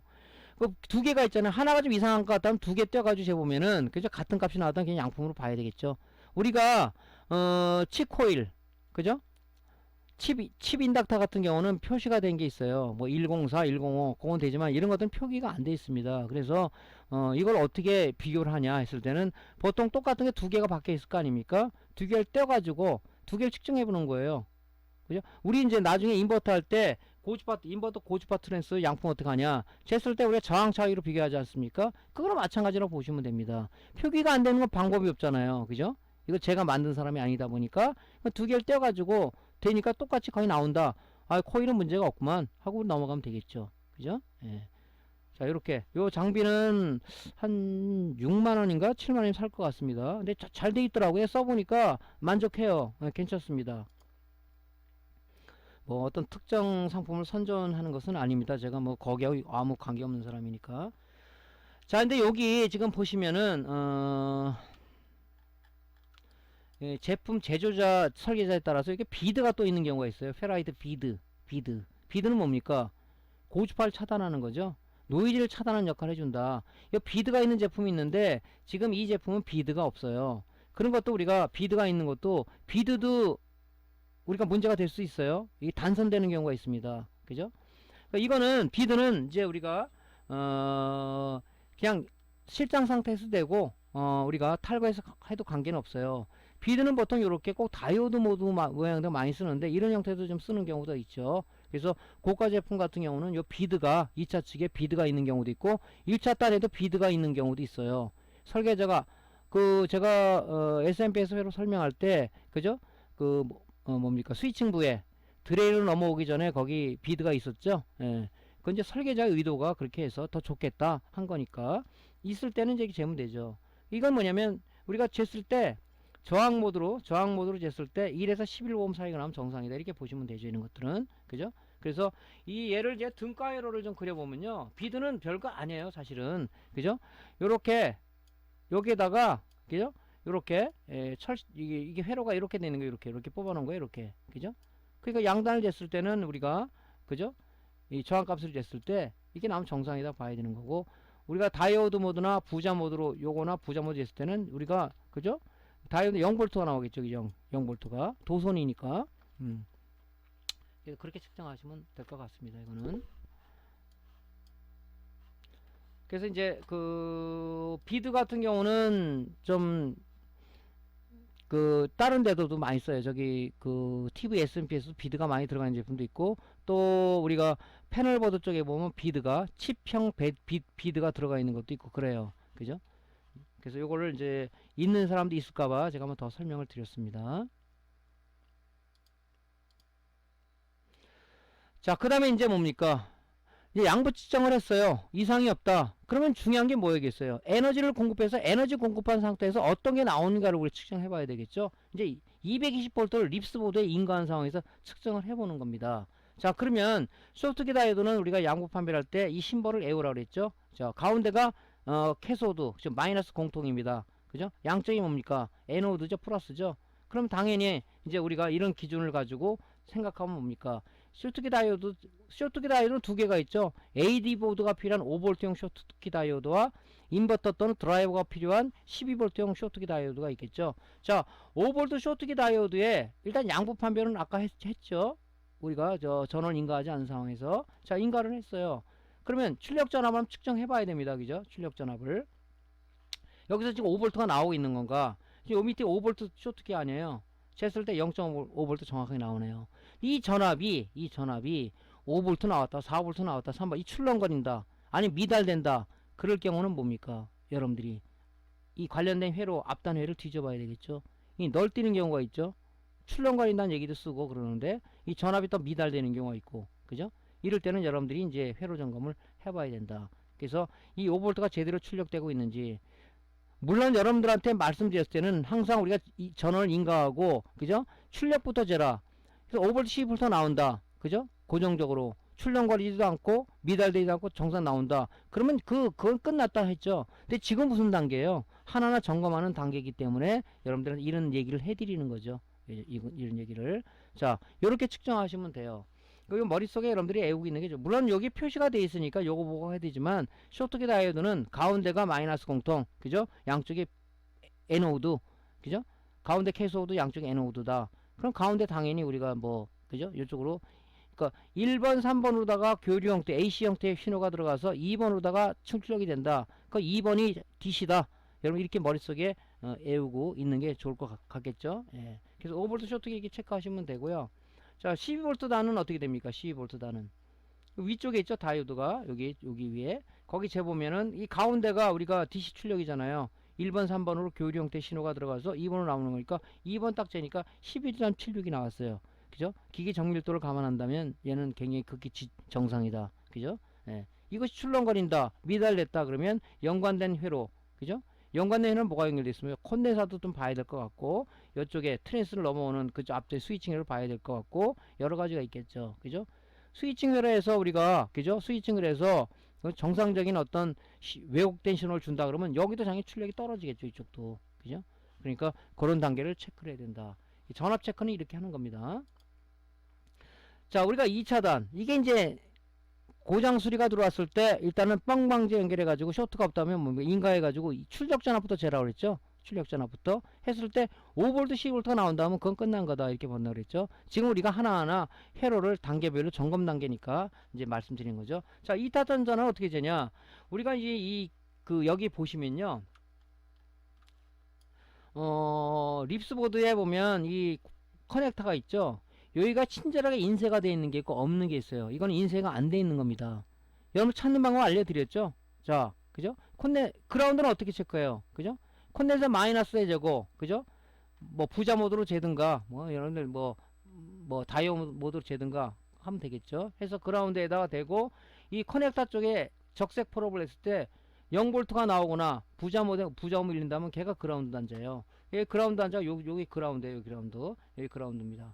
보통 그라운드나 VCC는 이 패턴이 좀 넓어요. 이게 패턴이 눈으로 봐서 알 수가 있는데 여러분 초보자 입장이다 보니까 하여튼 그렇습니다. 그래서 요게 그라운드 단자고, 그럼 나머지는 뭐예요? 12V, 5V 아니면 AD 보드에서 넘어오는 이제 우리가 그 회로다.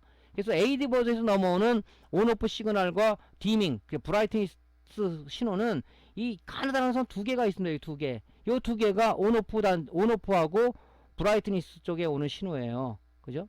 이 패턴을 보고도 알 수가 있죠. 그죠? 그 다음에 그럼 나머지는 뭐예요? 5V 아니면 12V란 말이죠. 그래서 여러분들이 이제 전기를 놓고, 그죠? 전기를 놓고 요거 체크했으면 이렇게 여러분들 써놨겠죠. 그죠? 그럼 나머지 이제 그라운드 아닌 것을 우리가, 그죠? 콘덴서 마이너스에다 대고, 그죠? 콘덴서 마이너스에 대고 여기다가 나머지 하나 쟀을 때 12V가 나온다고 12V 라인이고 5V 5V 라인이고 그렇게 체크를 할 수가 있는 거죠. 근데 마킹이 안 돼 있는 것들도 의외로 굉장히 많습니다. TV도 마찬가지예요. TV 복잡하죠. 찾으려면 이런 초보자들은 굉장히 애를 먹을 거예요. 원칙적으로 이게 마킹을 해주는 게 좋은데, 글쎄 요런 데는 PCB 표기명, 소자 표기명 했으면 여기는 왜 안 했을까요? 수리자 골탕 먹이기 위해서, 제조원가 줄이기 위해서, 솔다 마스크가 얼마나 들어갈까요 그거? 예. 그거 참 답답합니다. 그런 것들을 좀 해주는 게 좋은데, 그래서 이 방송을 보시는 설계자분들 본다면 제발 이런 거 초보자를 위해서 여기다가 좀 마킹 좀 해주세요. 예, 마킹 해주시는 게 좋을 것 같습니다. 그래야 저희들도 좀 스트레스 덜 받지 않습니까? 이행하는 거 여기다 하면 좀 좋잖아요. 근데 왜 안 하시는지 모르겠습니다. 설계하시는 분들 좀 부탁드리겠습니다. 자, 그래서 그렇게 찾으시면 돼요. 그죠? 이제 온오프 이 두 개 단자 중에서 가느다란 선이 온오프 시그널로 디밍이라고 그랬죠? 브라이트니스라고 그랬죠? 그죠? 찾는 방법 알려드렸죠? AD 보드 연결해 가지고 온 버튼을 눌렀을 때 요 온오프 시그널은 전압이 온 버튼을 누르면 나왔다가 오프 누르면 전압이 0V가 됩니다. 그게 온오프 시그널이에요. 예, 그렇게 보시면 되고, 이 디밍 신호는 맥스 브라이트로 동작하기 때문에 전압이 계속 온오프 버튼을 껐다 켰다 해도 계속 나와요. 이 한 단자는. 그건 이제 디밍 단자라는 얘기, 브라이트니스, 그죠? 밝기 조절해주는 신호, 그죠? 어디로 AD 보드에서 넘어온다 그랬죠? AD 보드 MCU로부터 연산해서 넘어오는 신호가 요로 두 개, 요 가느다란 두 개로 들어오는 거죠. 그죠? 그렇게 해서 재면 됩니다. 지금 뭐 AD 보드를 강의하는 시간은 아니니까 참고적으로 말씀드립니다. 자, 요거는 여러분들 뭐 크게 문제는 안 되겠죠. 예, 그래서 하시면 됩니다. 자, 우리가 이제 2차단 12V도 마찬가지죠. 예, 커넥터에서, 그죠? 우리가 찾았으니까 그 나머지 분을 댔을 때 12V가 측정이 된다면 정상이겠죠. 그죠? 근데 이 쟀는데 뭐 12V가 안 나오고 전압이 출렁거린다든가 전압이 미달된다든가 하면 뭡니까? 바로 이 회로와 연결된 회로들을 뒤져가면서 우리가 점검을 해야 된다. 그죠? 이제 초보자분들 같은 경우는 이게 마킹이 안 되어 있는 경우는 많이 혼선을 가지고 와요. 지금 말씀드렸죠? 가느다란 두 선하고 그라운드 우리가 찾는 거 금방 배웠죠? 나머지가 이제 5V하고 12V 라인이란 말이죠. 그걸 이제 여러분이 이렇게 찾아가시면 된다 하는 얘기를 드렸습니다. 이게 뭐 어렵지 않죠? 이거는 마킹이 좀 안 돼 있더라도 여러분들이 스스로 찾을 수 있는 능력을 스스로 배가를 해야 되는 거죠. 예. 자, 그러면 우리가 지금 했던 그 2차단 말단의 출력 전압 재는 거를 동영상으로 리뷰를 한번 해보겠습니다. 먼저 전원을 인가해야 돼. 측정, 뭐 파형이라든가 전압 측정하는 것은 반드시 220V를 인가해야 된다. 그죠? 자, 디지털 테스터기에 DC 모드를 놓고요. 2차 측의 그라운드는 뭡니까? 2차단 콘덴서에 아무거나 마이너스를 하는 게 쉽겠죠? 하고 우리가 측정을 해보는 거죠.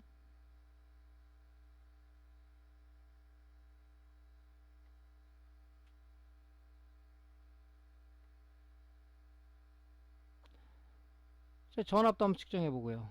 그죠?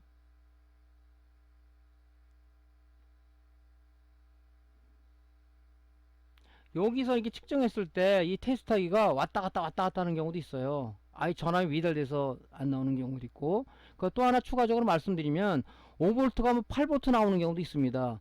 지금은 그런 게 없는데 옛날에는 말이죠. 무부하 상태, 지금 부하를 안 걸은 상태잖아요. 무부하 상태에서는 전압이 높게 나오는 경우가 있어요. 그게 출렁거리지 않다면 부하를 연결해가지고 좀 측정해 보세요. 그때 전압이 제대로 나온다 그러면 정상입니다. 근데 요즘 나오는 제품들은 부하시나 무부하시나 똑같은 5V, 12V가 나오니까 그런 것도 이제 참고의 방법이 되겠죠. 그죠?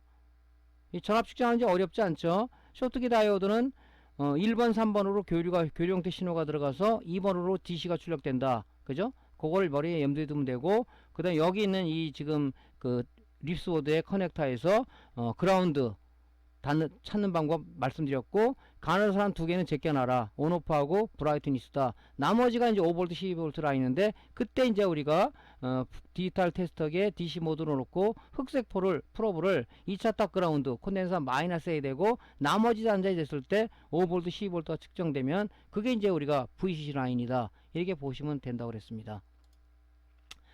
자, 이제 우리가 중요한 게 뭐냐면은 쇼트키 다이오드에서 5V, 12V가 다 나오는데요. 쇼트키 다이오드는 우리가 뭐냐면 PW는 마찬가지고 FET도 마찬가지지만은 왜 나오는 파형을 측정해 봐야 돼요. 이게 문제가 된다 그러면 이 파형이 왜곡됐는지 안 됐는지를 우리가 검출해 볼 필요는 있다. 그죠? 근데 그거를 우리가 간과를 한단 말이죠.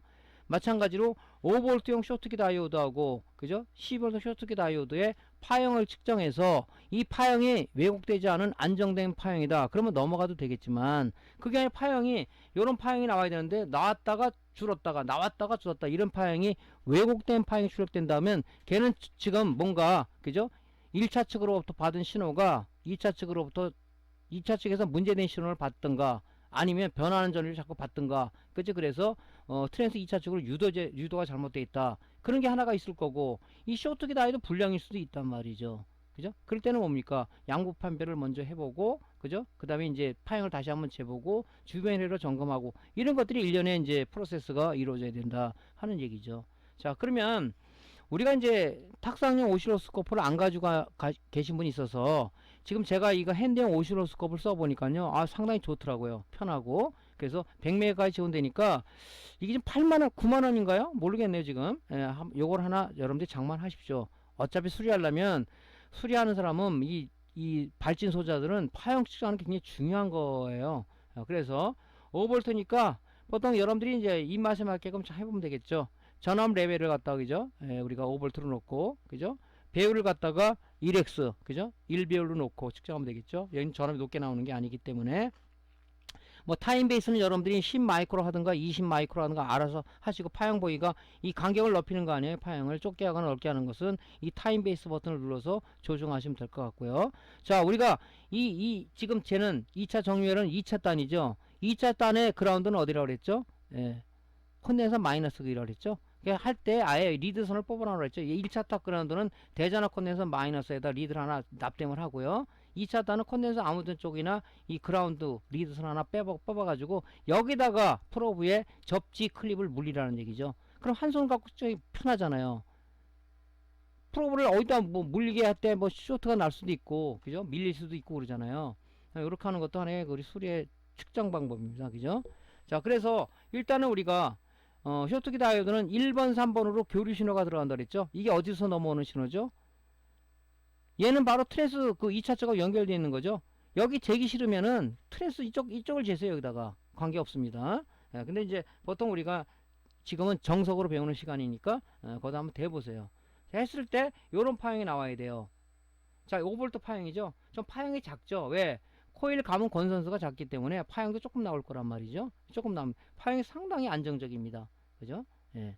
그래서 요쪽 1번 3번 들어가니까 여기도 한번 측정해보고 여기도 한번 측정해보면 요런 파형이 나온다면 정상이겠죠. 왜냐면 다이오드 두 개를 연결해 놓은 거니까.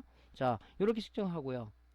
자, 12V형 그죠? 12V 쟀을 때도 여기 잘못됐네요. 그림이. 자, 12V도 마찬가지로 우리가 양쪽 1번 3번을 쟀을 때 파형이 이렇게 왜곡 없이 나와야 되죠. 이 파형은 뭡니까? 그죠? 파형이 좀 크죠? 12V단은 코일이 많이 감겨져 있으니까 신호도 많이 들어오겠죠? 파형이 좀 5V단보다 크죠? 상당히 안정적으로 들어옵니다. 이게 정상이죠. 예. 그래서 파형도 여러분들이 이렇게 재봐야 된다 하는 것을 말씀드립니다. 항상 발진되고 정류되고 이런 이 파형이 나오는 것들 신호들 있잖아요. 그래서 오실로스코프가 필요한 거예요. 물론 뭐 고수가 되면 여러분들이 테스트 하나가도 할 수가 있지만 이 지금 우리가 이 오실로스코프는 수리자한테 가져가야 될 필수 장비라고 보는 거죠. 그러니까 여러분들 요거 그 하나 가지고 계시면은 괜찮을 것 같아요. 자, 동영상으로 리뷰를 한번 해보겠습니다. 자, 이 차단 리드 하나 빼놨죠. 예, 접지에 풀오버 아가 클립을 물리고 접지 클립을 물리고 이제 재면 됩니다. 그죠? 이 오실로스코프 조작 방법은 제가 동영상 강의를 올려놨어요. 핸드형 오실로스코프 사용 방법을 보면 많이 알 수 있으니까. 개성이 다 틀리다 보니까 여러분들이 알아서 해야 되겠죠. 예. 이게 파형이 내려갔으면은 이 기준선을 좀 올려야 되겠죠. 이 모드 버튼을 눌러서 우리 올리면은 이렇게 안정된 그 기준선에서 볼 수가 있죠. 예. 만약에 이 파형을 하나 정지된 파형을 보고 싶다면 이 스탑 버튼을 누르면 이 파형이 정지가 돼요. 하나의 파형을 우리가 볼 수가 있겠죠. 예. 이게 12V단 파형이죠. 파형이 크죠. 왜? 오는 신호가 감원 건선수가 많으니까 여기 오는 신호도 크겠죠. 자, 이 5V 파형입니다. 작죠? 예. 그죠? 네. 이런 식으로. 이게 귀찮다. 이 트랜스하고 연결되어 있지 않습니까? 2차 트랜스. 여기다 대도 돼요. 연결되어 있으니까. 그래서 스탑 버튼 눌러서 파형을 갖다가 여러분들이 이렇게 볼 수 있습니다. 그죠? 자, 이렇게 해서 이제 파형까지 보는 거죠. 자, 피드백 회로는 우리가 다음 시간에 강좌를 이어가도록 할게요. 자, 우리가 지금 1단계 EMI 필터서부터 우리가 2차 정류까지 했습니다. 그죠? 이제 피드백 회로는 우리가 안정화 회로다, 또 보호 회로다, 그런 얘기를 드리는 건데, 자, 우리 조금 전에 서두에 말씀드렸죠? 회로들을 가지고 머릿속에 많이 암기를 하시고, 정상 동작되는 립스보드를 가지고 여러분들이 부단하게 많이 찍어보고, 그죠? 측정해보고 하는 것이 여러분들이 빅데이터를 만드는 길이다. 그죠? 이 모니터가 여러분 수리의 기본 베이스가 되는 거다. 그죠? 우리가 기본 베이스가 튼튼하지 않으면 어떻게 되겠어요? 그죠? 무너지겠죠? 그래서 모니터 공부하면서, 기초, 그죠? 전기전자 기초가 약하신 분들은 유튜브의 기초 강의, 전기전자 기초 쪽 소자 및 양부 판별법에 대해서 많은 공부를 더 해주시기를 간곡하게 부탁드립니다. 자, 그럼 다음 시간에 뵙고요. 오늘 역시도 마찬가지로 강의가 도움되었으면 구독, 좋아요 눌러주시고요. 다음 시간에 다시 뵙겠습니다. 감사합니다.